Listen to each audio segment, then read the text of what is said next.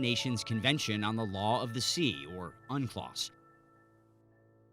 UNCLOS states that every coastal nation has the rights within a 200 nautical mile exclusive economic zone off its coastal waters.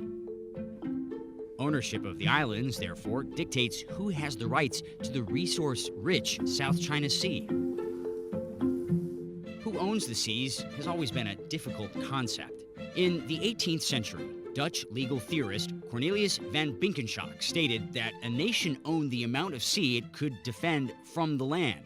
At the time, that was the distance of cannon fire, around 3 nautical miles. The cannon shot rule is still used by several countries to this day, including Jordan and Singapore.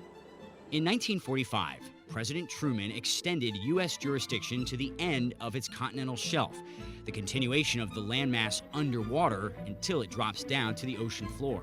Then the U.S. built the world's first offshore oil platform out of sight of land in the Gulf of Mexico in 1947, 10.5 miles off the Louisiana coast. That started a race to claim oceanic resources far beyond the cannon shot distance from the shoreline. This led to a lot of countries clashing over their perceived rights. For example, the UK and Iceland had no less than 3 disputes, known as cod wars, over the fish in what are now Icelandic waters. We will feel ourselves obliged to sever diplomatic relations.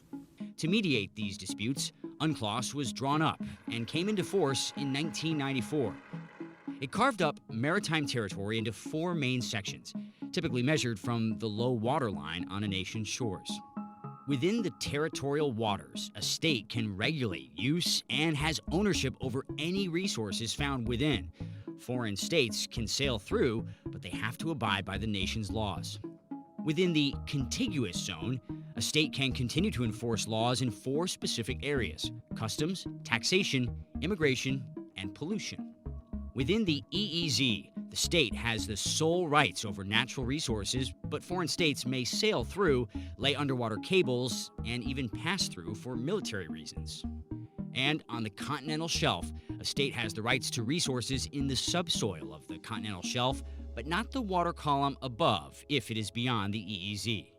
Although 168 parties have ratified UNCLOS, it has far from resolved maritime territory disputes. For example, France went up against Canada outside the Gulf of St. Lawrence over its overseas territory of Saint-Pierre and Miquelon. Their fight is with Canada. Even sending a Navy frigate and seismic ship to test for oil in disputed waters before the two came to an agreement in 1992. And then there's the South China Sea. Based on its claim over the Spratly Islands, China states its EEZ covers pretty much the whole of the South China Sea, violating the EEZs of several countries. Despite the wording of UNCLOS, China believes it can control military activity in the EEZ too, leading to numerous clashes with the U.S., which regularly holds freedom of navigation patrols in the South China Sea. Leading to the question, if one country can ignore UNCLOS, what's stopping the rest?